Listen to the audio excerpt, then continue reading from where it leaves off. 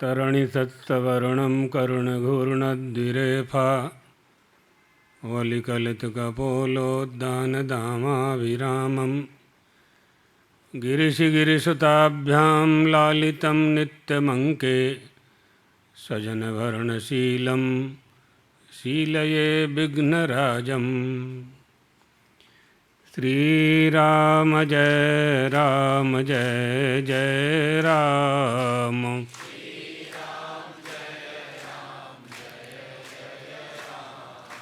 श्रीराम जय राम जय जय राम।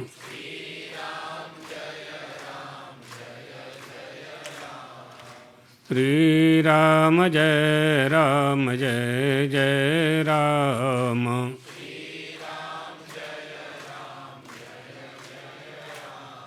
द्वारकाधीश भगवान की, सद्गुरुदेव भगवान की, हर हर महादेव। मंचस्थ स्वामी जी, विद्वद्वृंद, देवियों, सज्जनों, यहाँ बात पूरी हुई थी कि जैसे घोर अंधकार को नष्ट करने में दीपक स्वतंत्र है, इसी तरह से जन्म जन्मांतर के, कल्प कल्पांतर, युग युगांतर के अज्ञान को नष्ट करने में ज्ञान दीपक स्वतंत्र है। ज्ञान ज्योति सब कुछ भस्म हो जाता है, उसमें कुछ आवश्यकता नहीं होती है हमें कुछ भी करने की। ज्ञान कैसे होता है, उसी के लिए ये सब कार्यक्रम हो रहे हैं, कैसे ज्ञान की प्राप्ति होगी। प्रसंग चल रहा था विवेक चूड़ामणि के 12वें 12 श्लोक का। सम्यक विचारतः सिद्धः रज्जुतत्वावधारणा भ्रांतयोदित महासर्प भव दुख विनाशनौ। भ्रांत्योदित, जो भ्रांति से उत्पन्न हुआ है नहीं। रस्सी में सांप की भ्रांति हो गई है, रज्जुम सर्प बुद्ध्या दृष्ट्वा कश्चित बिभेति। उसके भय को दूर करने के लिए कोई विद्वान पुरुष कहता है, अर्थात प्रकाश कर देता है कि मंदांधकार में टेढ़ी मेढ़ी रस्सी रज्जू सर्प जैसी दिखाई पड़ रही है, वहाँ सर्प नहीं है। तो उसका तस्य भयम अपैति, उसका भय दूर हो जाता है। जो ये ज्ञान देता है उस ज्ञान को ब्रह्म विद्या कहते हैं। वही ब्रह्म विद्या है जो ज्ञान दीपक बन करके हमारे अंधकार को भस्म करती है। बिना उसके बात आगे नहीं बढ़ सकती है। इसलिए भ्रांति जनित सर्प से भगवत पाद कह रहे हैं, उत्पन्न दुख का नाश करने के लिए रस्सी तत्व की अवधारणा सम्यक विचार से ही सिद्ध हो सकती है। सम्यक विचारतः, अच्छी तरह से विचार करने से, विचार करने मात्र से नहीं, अच्छी तरह से विचार करने से सिद्ध होगी। विवेक भी होना, विचार भी होना चाहिए और विवेक भी होना चाहिए। बल विवेक दम पर हित घोरे, क्षमा कृपा समता रज जोरे। विभीषण ने कहा, प्रभो श्री राम से लंका में युद्ध होने लगा, वानरों की सेना और राक्षसों की सेना आमने सामने हो गई। कई दिनों तक युद्ध चलता रहा। अंत में रावण रथ पर सवार होकर के आ गया। जब कुंभकर्ण आदि का वध हो गया, कोई उपाय नहीं था, अब राजा को ही युद्ध करना होगा।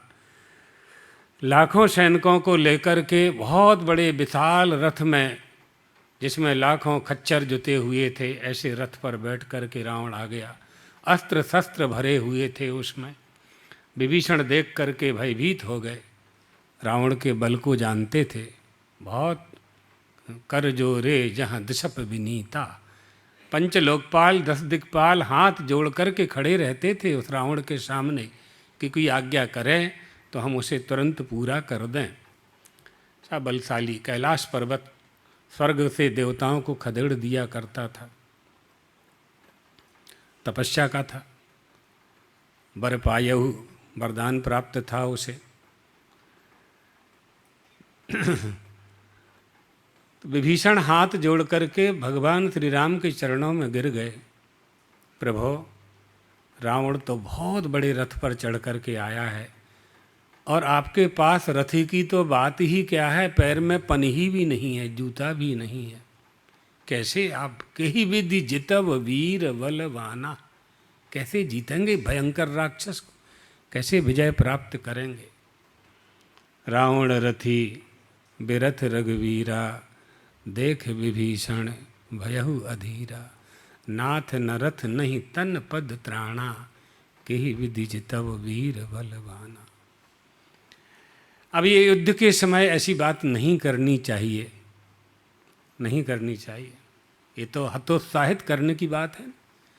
लेकिन विभीषण ने की। यही सहज स्वभाव होता है भगवान के भक्त का।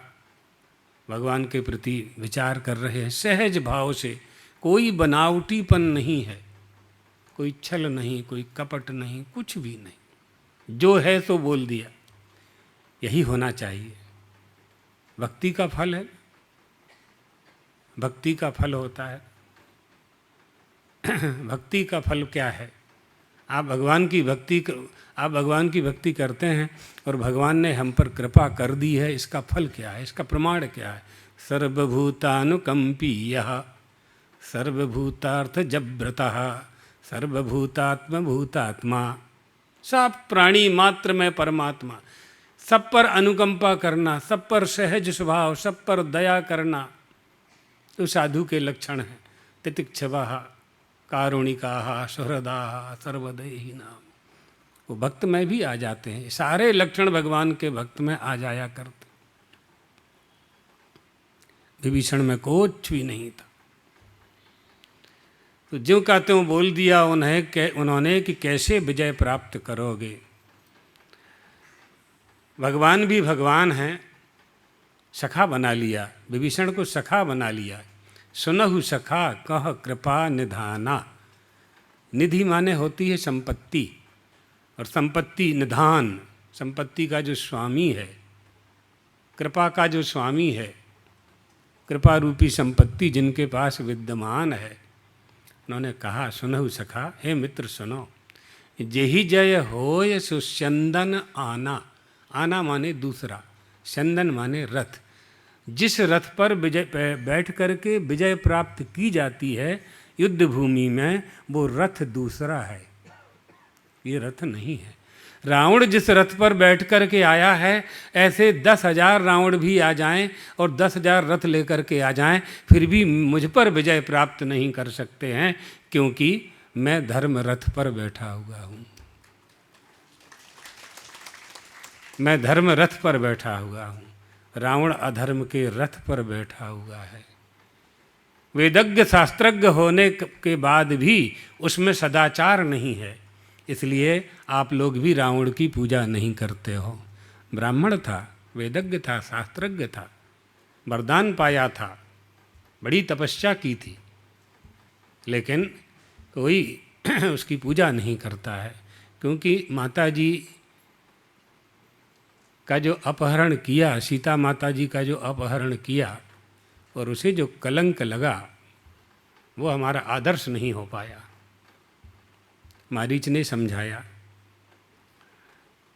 माल्यवान ने समझाया, मंत्रियों में 1-2 सभासद और थे जो विद्वान थे, उन्होंने भी समझाया, मंदोदरी ने समझाया पैर पकड़ करके, नहीं माना तो नहीं माना।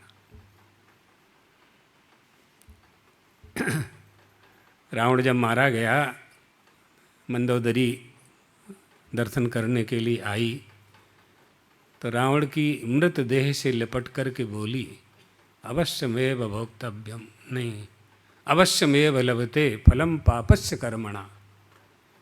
प्रभो, आपकी मृत्यु ऐसे नहीं हो सकती थी। आपको किसी ने नहीं मारा है। आप इतने बलवान थे कि जब आप चलते थे तो धरती कांपने लगती थी। आपके अत्याचार से ही धरती गौ माता का रूप धारण करके परमात्मा के सामने प्रार्थना करने गई थी। ऐसा बल था आपका। 2 राजकुमार आपको कैसे मार सकते हैं? उन्होंने आपको नहीं मारा है। वानरों की सेना आपका वध कैसे कर सकती है? ये कोई वध करने में समर्थ नहीं है। आपने जो सीता माता का अपहरण किया, उस पाप के फल से आपकी मृतदेह आज धरती चाट रही है, लोटी हुई है धरती में। वही पाप का फल है।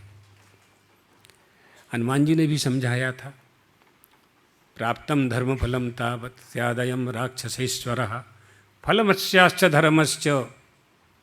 बहुत तुमने बहुत पुण्य अर्जित किया, तुमने बहुत पुण्य अर्जित किया, तपस्या की। अब पाप का फल भोगने का समय आ गया।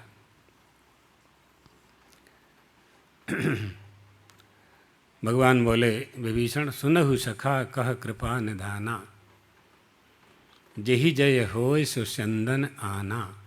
सौरज धीरज रथ जेहि चाका, सत्यशील दृढ़ ध्वजा पताका।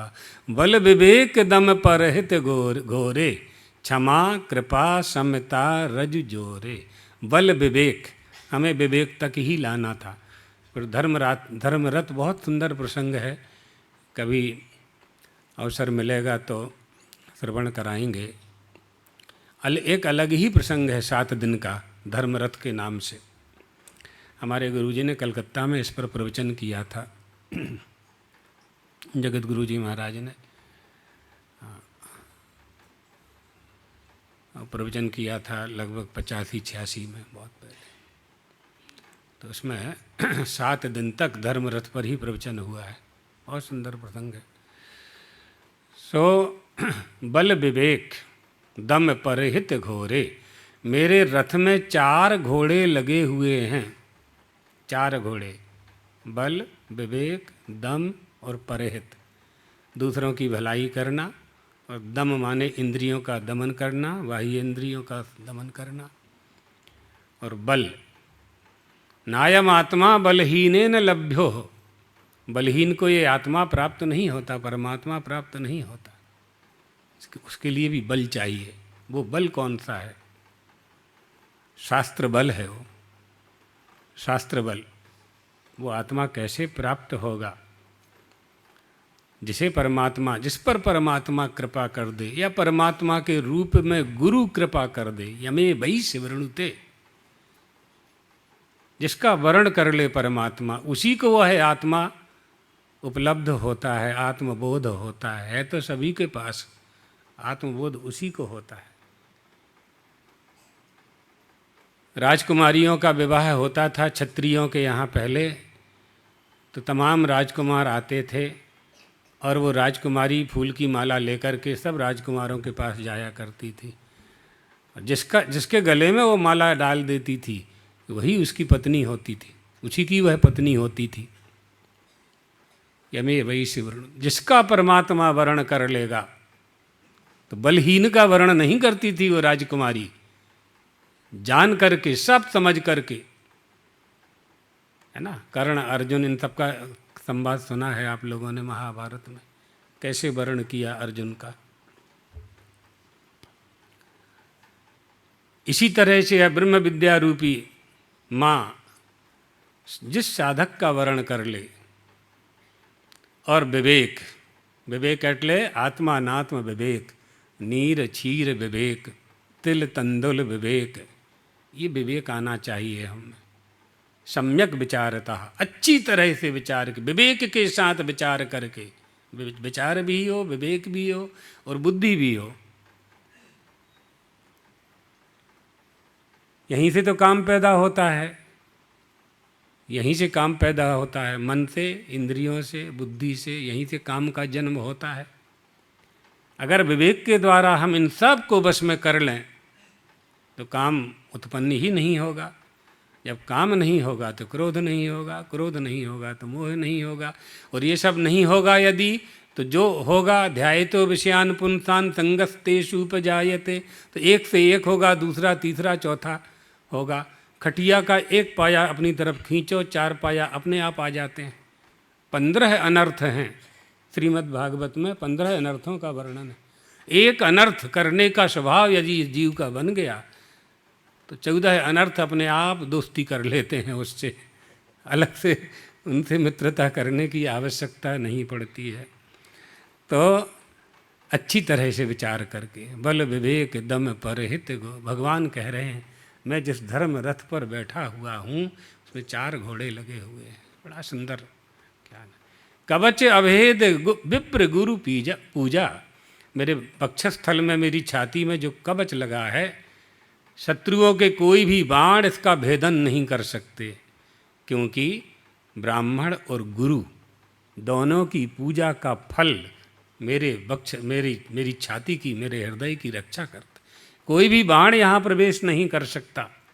विप्र गुरु पूजा, वशिष्ठ जी की मैंने पूजा की, उनकी आज्ञा का पालन किया है, पिता की आज्ञा का पालन किया है, ब्राह्मणों के चरणोदक मैंने लिए हैं। ब्राह्मणों को चरणोदक लेने का जो फल है वो मेरी छाती में चिपका हुआ है कवच बन करके। इसलिए सम्यक विचारतः सिद्धः, विवेक के साथ, विचार के साथ, रज्जु तत्वावधारणा, मंद अंधकार में पड़ी हुई रस्सी को कोई जैसे सर्प समझ लेता है तो उससे भय कंपनादि दुख प्राप्त होते हैं। वह दुख कब तक दूर नहीं होगा? जब तक उसे प्रकाश की प्राप्ति नहीं होगी। जैसे रज्जु तत्व को समझ लेने से भ्रांति जनत महासर्प से उत्पन्न दुख की निवृत्ति होती है, उसी प्रकार भ्रांति से उत्पन्न महासर्प के समान ये जो संसार है जिसमें जन्म और मरण का दुख है, जन्म मरण का दुख है, उन दुखों की निवृत्ति सम्यक आत्म तत्व के विचार से ही हो सकती है। इसलिए अच्छी तरह से विचार करना चाहिए।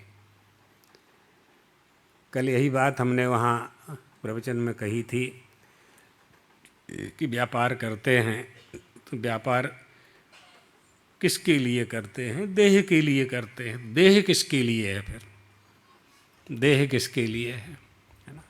परिवार के लिए करते हैं व्यापार, खेती करते हैं, व्यापार करते हैं, नौकरी करते हैं, और अपने देह के लिए भी करते हैं। इसका भी तो उदर पोषण करना है, पालन करना है, योगक्षेम करना है। फिर देह किसके लिए है ये समझना। एक सेठ जी थे, तो वो सेठ जी बड़े धनी थे, बहुत विशाल संपत्ति उनके पास थी, लेकिन कंजूस थे। एक उनके गुरुजी आए उनके पास, बहुत दिन के बाद गुरुजी आए तो उनका पाद्य अर्घ्य से उन्होंने पूजन अर्चन किया और गुरु ने कहा बेटा ऐसा है, अपने जीवन में दान धर्म कर लेना चाहिए। तो गुरुजी ने, उसने सेठ ने कहा कि अभी तो मेरा बहुत जीवन है। गुरुजी ने कहा नहीं, इस गांव में बहुत बड़ी विपत्ति आने वाली है और तुम्हारे ऊपर भी आने वाली है, तो तुम्हारे पास जो धन संपत्ति है उसका अच्छा उपयोग कर लो, अपने लिए, दूसरों के लिए कर लेना चाहिए, बच्चों के लिए कर लेना चाहिए। क्या विपत्ति आने वाली है? बहुत बड़ा आपदा आने वाली है। हो सकता है कि पूरा गांव बाढ़ में प्रवाहित होकर के बह जाए, घनघोर वर्षा होने वाली है।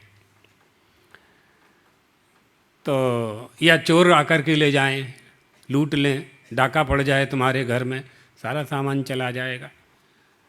तो उसके पास हीरा मोती जवाहरात नवरत्न बहुत थे। तो पहले तो लकड़ी के मकान होते थे ना, तो लकड़ी के ही खंबा होते थे, लकड़ी की ही बीम होती थी, लकड़ा का पाटिया होता था, एना ऊपर चूना ऊपर पछी प्लास्टर, एटला मोटा ढाबा था। तो उसने क्या किया, सारे मकान की लकड़ियाँ बदलवाई और बदलने के पहले अपने लकड़ियों में होल किए और होल करके किसी में हीरा, किसी में जवाहरात, किसी में पन्ना, किसी में मूंगा, किसी में मोती खूब भर दिए। सैकड़ों लकड़ी खंबे जो थे लकड़ी के, उनमें होल कर करके भरवा दिए। अब कहाँ से चोर ले जाएगा? मकान तो तोड़ेगा नहीं चोर, दीवार तोड़ेगा, अंदर आएगा तो सुरक्षित हो गया, चोर डाकू से तो बच गया। लेकिन बाढ़ आ गई, इतनी वर्षा हुई कि पूरे गांव के एक एक मकान बह गए। सेठ सेठानी दोनों ने बड़ी मुश्किल से प्राणों की रक्षा की, दूसरे गांव चले गए और मकान पूरा बह गया। नदी में चला गया, पानी ही पानी। आगे 100 किलोमीटर दूर वो लकड़ी बहते हुए चली जा रही थी, और आगे 100 किलोमीटर दूर एक नाविक था जो लोगों को नाव से इस तरफ से उस तरफ उतारा करते हैं। उसकी 2-4 नाव थे, 2-4 उसके नौकर थे, वो लोग नाव से यहाँ उतारा करते थे। उन्होंने बहुत सुंदर लकड़ी आती हुई देखी, तो अपने मालिक से कहा, घटोइया से, कि बहुत सुंदर सुंदर लकड़ी आ रही है, कहा पकड़ो। तो 4-5 नाव लगा करके सारी लकड़ी उसने पकड़ ली। पकड़ करके और गांव में जहाँ उसकी ज़मीन थी, उस ज़मीन में उसी लकड़ी से पूरा मकान बना लिया, पूरा मकान बना लिया। अब उनको नहीं मालूम है कि उसमें हीरे मोती भरे हुए हैं, नहीं मालूम। बहुत दिन व्यतीत हो गए, वो दोनों सेठ सेठानी भिखारी हो गए, भिक्षुक होकर के गांव गांव भ्रमण करने लगे। भ्रमण करते करते करते 1-2 साल के बाद उसी गांव में पहुंच गए, उसी गांव में पहुंच गए जहां वो घटोइया ने उनकी मकान की लकड़ी को पकड़ करके अपना मकान बना लिया था। गांव के लोगों से पूछा कि भैया यहाँ कहीं भोजन मिल जाएगा?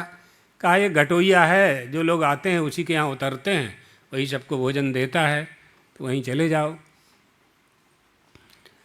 तो वहीं भोजन करने के लिए चले गए दोनों सेठ सेठानी। मकान में जाकर के ठहरे, स्नान ध्यान किया, प्रातःकाल हुआ, दिन हुआ, सूर्य का प्रकाश मकान पर पड़ा।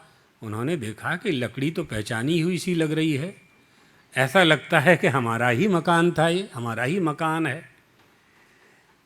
तो कैसे पूछें, कैसे बोलें, बड़ा संकोच लग रहा था। लेकिन सेठ ने बड़ी हिम्मत करके पूछा कि भैया ये बताओ, ये मकान तुमने कब बनाया? बोले 1 साल पहले। इसकी लकड़ी कहाँ से लाए? बोले इसकी लकड़ी तो नदी में बहते हुए मिली हमको, वहाँ से ले आए। बहुत अच्छा किया, बहुत अच्छा किया। क्यों, कोई बात ना? कोई बात नहीं, कोई बात नहीं है। शाम को भोजन वोजन कराया, सो गए वो लोग। सवेरे दोनों सेठ सेठानी जाने लगे, कुछ बोले नहीं। हमारे भाग्य में नहीं थी तो हम क्यों अब इसकी चर्चा करें।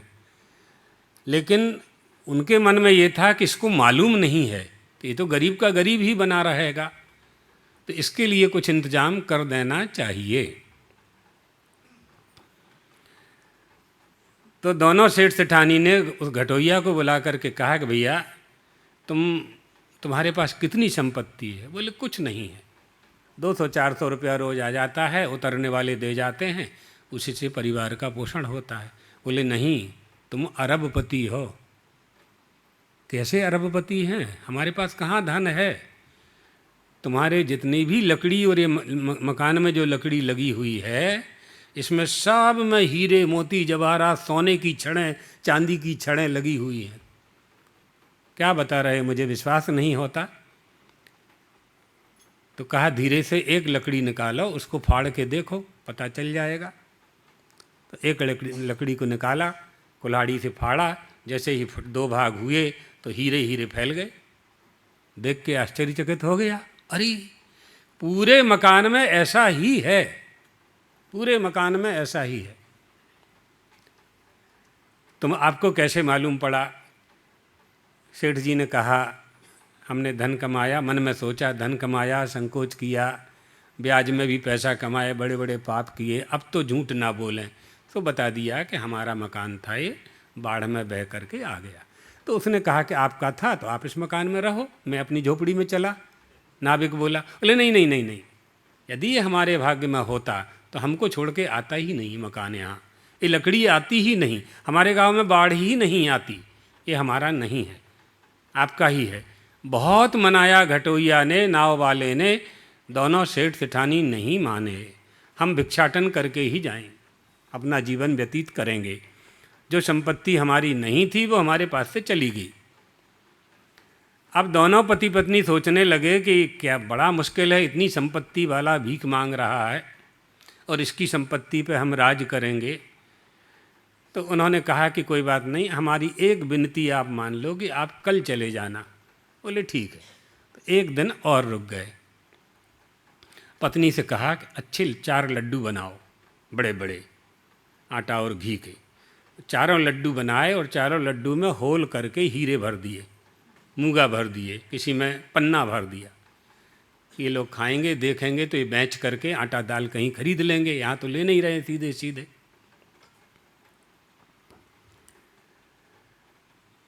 तो चारों लड्डू बना के तैयार किए। सवेरे सेठ सेठानी जाने लगे तो उन्होंने कहा कि हमारी इतनी बात और मान लो, आपको कल परसों आप जाओगे, जहाँ पहुँचोगे भूख लगेगी, रास्ते में लड्डू खा लेना, ये लड्डू ले जाओ। तो सेठ सेठानी का ठीक है। तो सेठानी ने कपड़े में चारों लड्डू बांध लिए, चलते गए चलते गए चलते गए। 15-20 किलोमीटर से ज़्यादा क्या चले। दूसरा गांव आ गया, शुद्ध घी के लड्डू थे, महंगे मिलते थे बाज़ार में, तो बहुत महंगे होते हैं। दोनों नदी किनारे पहुँचे, भूख लगी, पोटली खोली तो लड्डू खाने की तैयारी करने लगे। तो सेठानी ने कहा कि ऐसा करो कि लड्डू तो अपने लोग अभी खा लेंगे 2 और 2 कल, 2 दिन में तो पूरा हो जाएगा। यदि 4 लड्डू किसी बनिया की मिठाई की दुकान में बेच दो तो आटा मिल जाएगा 10-15 किलो। तो 10-15 किलो केजी आटा 15 दिन चलेगा। तो सेठ ने कहा ठीक है। चारों लड्डू ले गया, एक हलवाई की दुकान में बेच के आ गया, आटा ले आया। देखिए अब प्रारब्ध और पुरुषार्थ, ये कल हम वहाँ सुनाना चाहते थे लेकिन उस समय स्मरण नहीं आया है ना। तो अब देखो आगे और मज़ेदार है, अभी पूरी नहीं हुई है, आगे बहुत ही मज़ेदार है। तो चारों लड्डू वहाँ हलवाई के यहाँ दे दिए। यहाँ क्या हुआ कि बात आई गई हो गई, 4-5 दिन व्यतीत हो गए और 4-5 दिन के बाद अब दोनों घटोइया नाविक को पता तो चल गया कि ये हमारे पास बहुत संपत्ति है। तो 2-4 हीरे निकाले और बेच करके उसके बेटे का आया जन्मदिन। तो जन्मदिन में खूब मिठाइयाँ बनवाई, पूरे गांव को निमंत्रण दिया, हलवाई बुलाए, बड़े बड़े मीठा बने। ज़रूरत से ज़्यादा भीड़ हो गई। 1000 का भोजन बना था, 1500 लोग आ गए, सारा भोजन साफ। अब परिवार वालों को ही नहीं बचा भोजन। कहा तो परिवार वालों ने, वो नाविक ने कहा अपने नौकरों से, नाव चलाने वालों से, नदी के उस तरफ जो गांव है वहाँ एक हलवाई की दुकान है, वहाँ से मिठाई ले आओ। है ना मज़ेदार। ये कहाँ ले जा रहा है आपको, देखो विचार करो, ये कहाँ ले जा रहा है आपको, कहाँ जा रहा है मनुष्य और कौन ले जा रहा है। अथ केने चितम प्रेषितम, क्या है, पतति प्रेषितम मनः, अथ केने चितम पतति प्रेषितम मनः। कौन मन को चला रहा है, कौन प्रेरणा दे रहा है, शरीर को कौन चला रहा है। नौकर गए, पैसा दिया, मिठाई लाए और मिठाई में 4 लड्डू भी थे ला करके मिठाई नाविक के सामने रखी। पति पत्नी ने दोनों ने देखा, ये तो हमारे ही 4 लड्डू वापस आ गए। खोल के देखा तो हीरे भरे हुए थे उसमें, एक में मूंगा था, एक में पन्ना था, एक में माणिक्य था, चारों में 4 रत्न थे। रोने लगे बेचारे, हमने कुछ नहीं किया, जिन्होंने हमको सब कुछ दिया उन्होंने हमारा कुछ नहीं लिया, कुछ नहीं पाया। बहुत दुखी हुए। क्या कर सकते थे, क्या सकते थे। सूचना भेजी दौड़ के कि देखो उनको खोजो कहीं मिलें। तो खोजते हुए एक व्यक्ति गया, समझदार व्यक्ति था। उसने कहा आपको लड्डू दिए थे, उसमें हीरा मोती थे, आपने हलवाई की दुकान में बेच दिए, नाविक आपको वापस निवेदन कर रहा है आने के लिए। सेठ जी ने कहा नहीं, समायाति यदा लक्ष्मी नारिकेलाम्बुरस्ततः प्रतीयाति यदा लक्ष्मी गजभुक्त कपित्थवत्। जब लक्ष्मी आनी होती है तो ऐसी आती है जैसे नारियल के फल में पानी। कैसे आ जाता है नारियल के फल में पानी, झाड़ को मालूम नहीं होता, नारियल की जड़ को मालूम नहीं होता, नारियल लगाने वाले मालिक को मालूम नहीं पड़ता, पृथ्वी का रस कम नहीं होता है और नारियल के फल में जल भर जाता है। जब लक्ष्मी आने ही होती है तो ऐसे आती है नारी केलाम्बुरस तथा, जैसे नारियल में पानी। प्रतियाति यदा लक्ष्मी, और जब लक्ष्मी जानी होती है तो गज भुक्त कपित्थवत, हाथी कैथा को खाता है, काठू, हाँ कोठू, कोठू, हाथी कोठू को खाता है और उसका गूदा ज्यों का त्यों रहता है और गोबर में पूरा फल निकाल देता है, एक गूदा पूरा खा जाता है और फल के ऊपर का जो भाग होता है, नारियल जैसी जो उसकी पट्टी होती है, वो ज्यों की त्यों अपने गोबर में बाहर निकाल देता है, टूटा हुआ नहीं मिलता। अंदर का पूरा माल खा जाता है, वो सोख लेता है अपनी जठराग्नि से। प्रतियाति यदा लक्ष्मी गज भुक्त कपित्थवत, कपित्थ माने कैथा, गज माने हाथी। लक्ष्मी जब जानी होती है तो मालूम नहीं पड़ता है कब हमारे हाथ से चली जाती है, और जब आने का समय आता है, हमारे पुण्यों के फल का उदय होता है, तो जैसे नारियल के फल में जल भर जाता है, इसी तरह से हमारा घर लक्ष्मी से भर जाता है। श्री राम जय राम जय जय राम।